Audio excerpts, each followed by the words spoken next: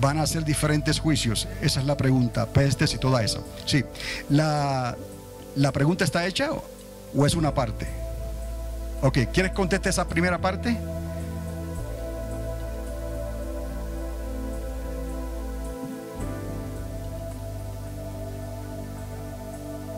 Él pregunta si esto va a ser antes del rapto o después del rapto.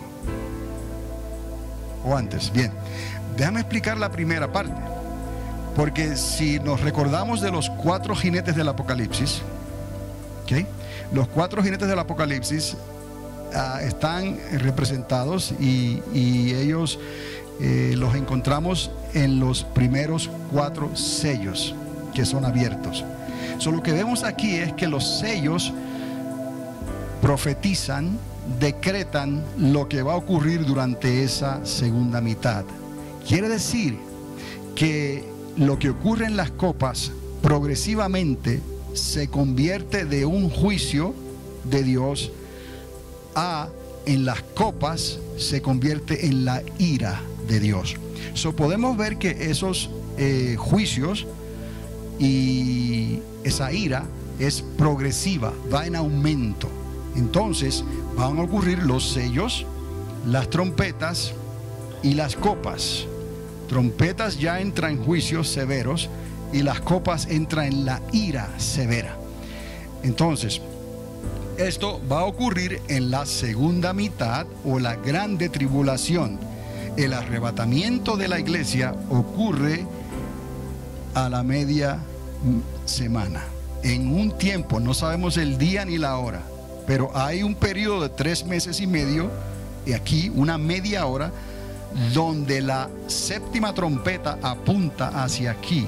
Por eso es que tenemos que entender el principio de la convergencia, que es regresar a un mismo punto de partida.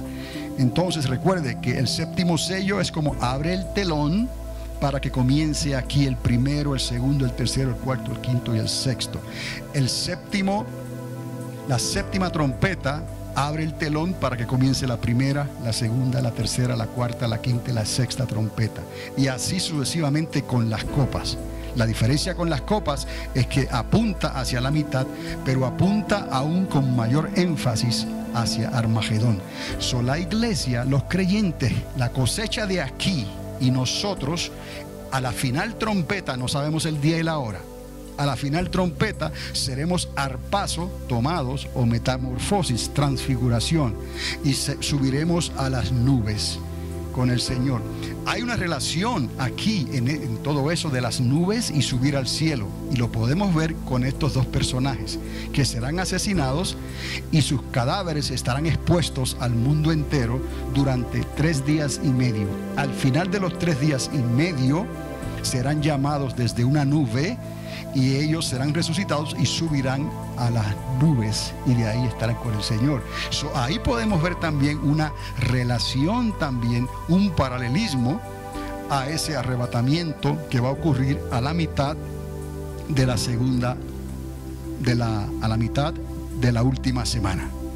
O sea, contestando tu pregunta otra vez, el arrebatamiento de la iglesia va a ocurrir antes de las trompetas y de las copas de la ira. Lo que ocurre aquí se identifican como plagas,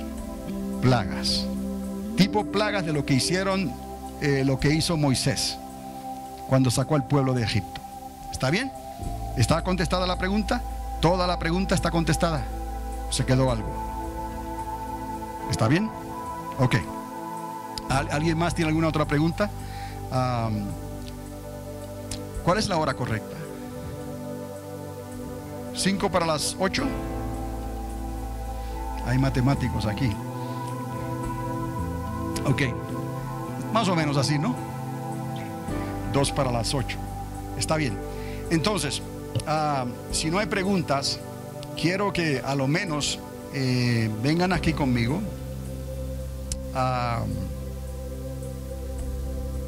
Y vean esto. Porque esto es importante que lo entendamos. Y quizás tengamos unos 15 minutos más de estudio y vamos a ver hasta dónde podemos llegar aquí con esto. Quiero que note el título, note el capítulo donde esto está, porque es muy significativo.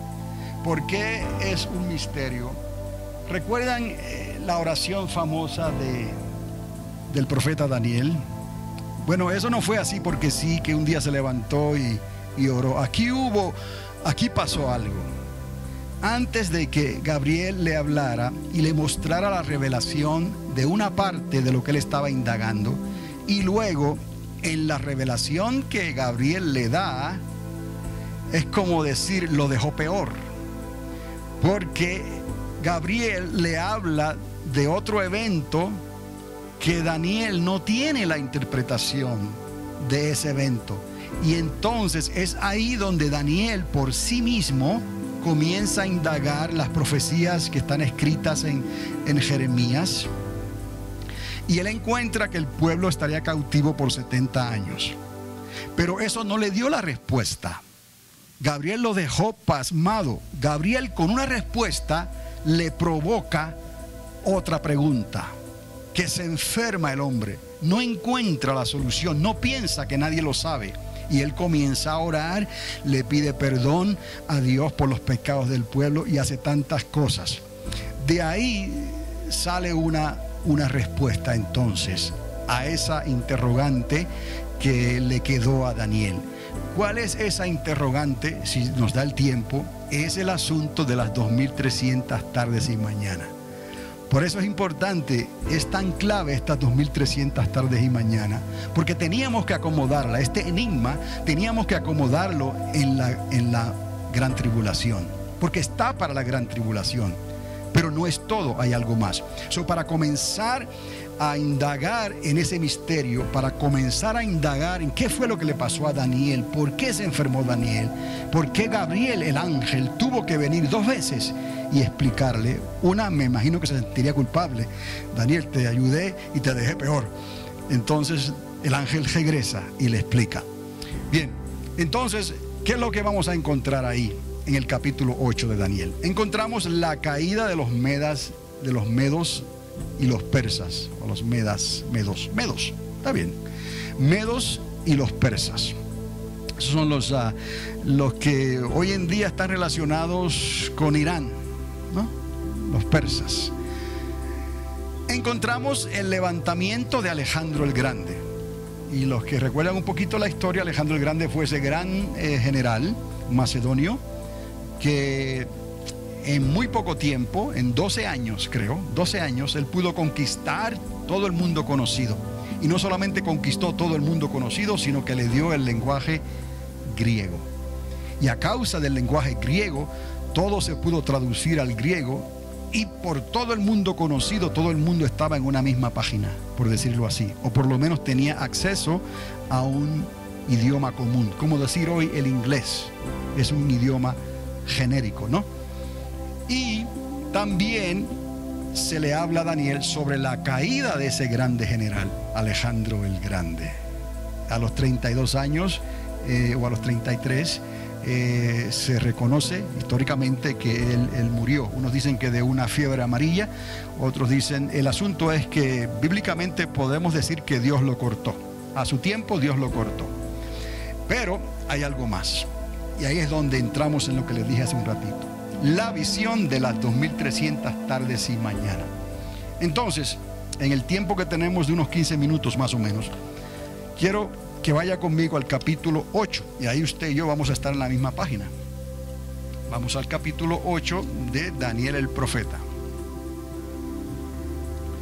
Y ahí, quizás su Biblia identifica ese párrafo como una visión de un carnero o del macho cabrío. Quiero que entienda esto. Que este capítulo 8 es clave para lo que estamos estudiando. ¿Ok? ¿Está conmigo ya? Capítulo 8 del profeta Daniel. En el año 3 del reinado del rey Belsasar, se me apareció a mí, Daniel, una visión después de aquella que se me había aparecido anteriormente. El profeta tuvo varias visiones, yo solamente le estoy hablando de 2 en particular. Cuando miré en la visión, sucedió que al mirar yo me encontraba en la ciudadela de Susa, que está en la provincia de Elam. Y vi en la visión que yo estaba junto al río Ulai. Alcé pues mis ojos y miré, y he aquí que un carnero estaba delante del río. Tenía 2 cuernos, y los 2 cuernos eran altos, pero uno era más alto que el otro, y el más alto creció el último. Quiero que vea esto, que esos 2 cuernos tipifican y representan a los medos y a los persas. ¿Okay? Esos 2 cuernos son los medos y los persas. ¿Recuerda la estatua de Nabucodonosor? Aquel sueño, aquella estatua, aquella cabeza de oro.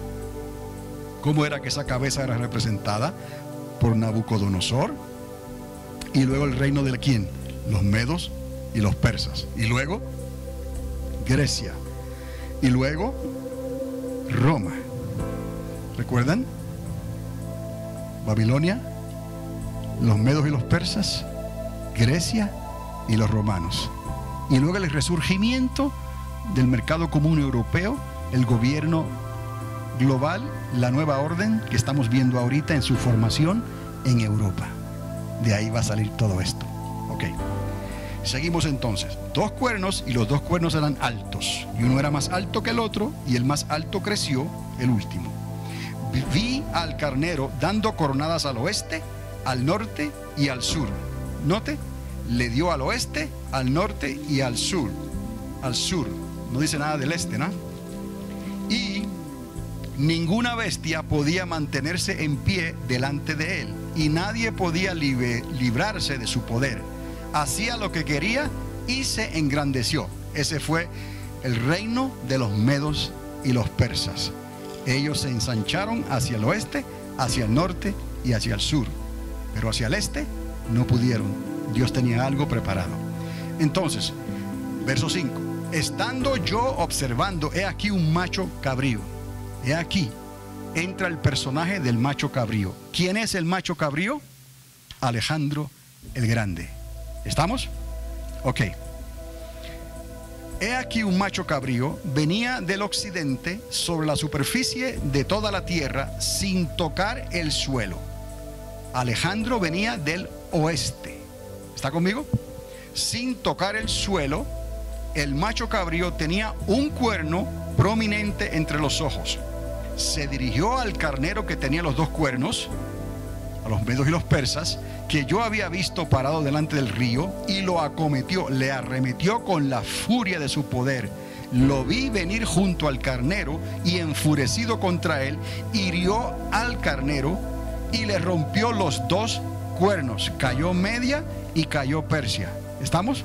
Y el carnero no tenía fuerza para mantenerse en pie delante de él. Lo arrojó en tierra y lo pisoteó, y no hubo nadie que librara al carnero de su poder. He aquí la victoria del general Alejandro el Grande, el macedonio, contra el reino de los medos y los persas. ¿Está conmigo? Ok. En el verso 8 dice: el macho cabrío se engrandeció sobremanera, pero en cuanto llegó a ser poderoso, el gran cuerno se le rompió, y en su lugar le salieron 4 cuernos prominentes hacia los 4 vientos del cielo. En esta ocasión, ese reino le fue quitado y se fue literalmente dirigido hacia los 4 vientos de la tierra. Entonces, vemos aquí cómo cae el reino de Alejandro el Grande en un corto tiempo. Históricamente fueron 12 años. Eso fue lo que él reinó, 12 años.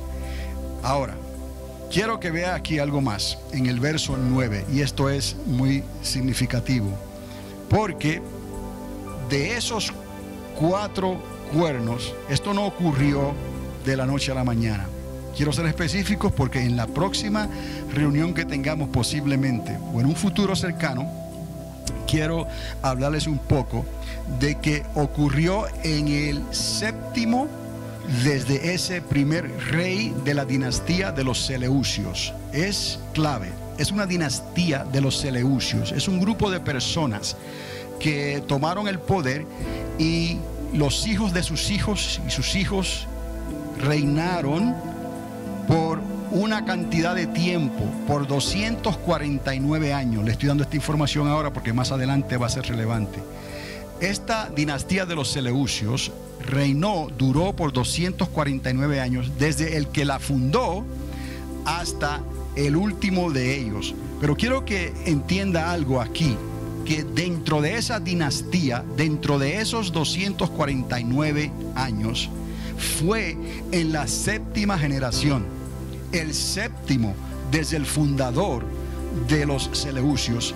Ese vino a ser, escúchenme bien, yo sé que están entrando los niños y eso, pero présteme atención. El séptimo en esa generación vino a ser el primer anticristo profetizado en la escritura. Quiero que recuerde esto. Esto es muy, muy significativo. ¿Por qué? Porque vamos a ver ese mismo personaje, ese mismo espíritu. No lo vamos a ver nosotros, pero estamos hablando de que ese personaje se va a manifestar en la segunda mitad de la semana 70, profetizada por el profeta Daniel. Y ese personaje es un anticristo, como se le identifica en la Biblia. Pero queremos que podamos entender el primer anticristo que fue profetizado en la Biblia, aquí en esta profecía, para que podamos entonces ver el comportamiento del segundo anticristo, porque como fue el primer anticristo, así será el comportamiento del segundo y último anticristo. Quiero que vea. Bueno, digo último de una manera, le explico. Primer anticristo, Antíoco Epífanes, ¿okay? Séptimo desde el fundador de los Seleucios. Segundo anticristo, el que va a surgir en la segunda mitad de la durante la gran tribulación. Quizás hay un tercero cuando al final del milenio vemos como Gog y Magog se ponen de acuerdo y se reúne un gran ejército para luchar contra el Señor en Jerusalén. Por eso les dije que había un primer anticristo y un segundo profetizado en la Biblia claramente. Pero la suma de la palabra es la verdad. Entonces, posiblemente, ese resurgimiento que va a ocurrir al final del milenio, cuando el diablo, la serpiente antigua, sea suelta de su prisión otra vez, levantarán una gran multitud para luchar contra Cristo y contra los que estemos entonces ahí en Jerusalén. Pero es el momento en que descenderá fuego del cielo y los consumirá todos, y los libros serán abiertos. De ahí que les diga la posibilidad de un tercer anticristo, que está muy lejos todavía hacia el futuro. Pero lo que le concierne al mundo es el segundo anticristo. Ya el primero pasó, pero el segundo se va a comportar de la misma manera que se comportó el primero. Le concierne a la humanidad saber esas cosas, con tal de que se arrepientan, vale la pena. Ahora, en el verso 9 dice que de uno de ellos salió un cuerno pequeño. Ahora, ese cuerno pequeño es Antíoco Epífanes, séptimo desde el fundador de los Seleucios, que creció, dice aquí en el verso 9, mucho hacia el sur y hacia el este. Aquí ahora se incluye el este. Pero ¿hacia dónde en el este? ¿Qué dice su Biblia? Hacia la tierra hermosa. ¿Cuál es la tierra hermosa? La tierra que fluye leche y miel. Israel, Jerusalén, la ciudad de Dios. El asunto es, aquí hay una historia que quizás se las pueda comentar así rapidito, pero Antíoco Epífanes, Epífanes lleva el acento en la I, creo. Epífanes, ¿el acento está en la I? Ok. Este Antíoco fue un hombre que usó de buena estrategia para vencer rápidamente durante ese tiempo. Pero la historia nos dice que tuvo un encuentro con uno de los generales de Roma.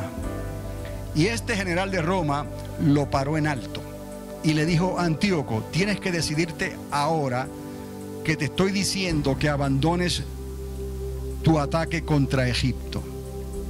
Y este Antíoco le dijo a este general romano, le contestó: permítame hablar con mi consejero y entonces yo le daré una respuesta. ¿Ves?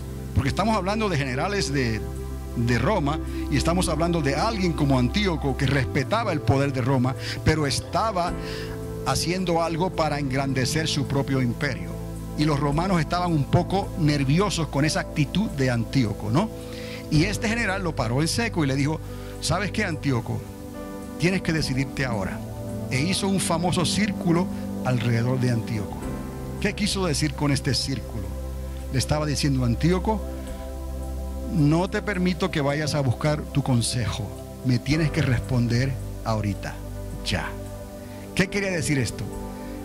Que si Antíoco resistía entonces y decía que no, que iba a seguir con lo que estaba haciendo, el general romano tenía las tropas necesarias para entrar a la guerra ahí mismo con él. ¿Y qué hizo Antíoco? Recapacitó y dentro de ese círculo le dijo al general romano: está bien, me retiro. Y eso quedó inscrito en la historia, el famoso círculo donde Antíoco fue encerrado por un general romano para que diera una respuesta rápida y no viniera con contestaciones políticamente correctas. Pero el asunto es que, y lo vamos a dejar aquí entonces por razón de tiempo, quiero que vea este versículo 9, que de uno de ellos salió un cuerno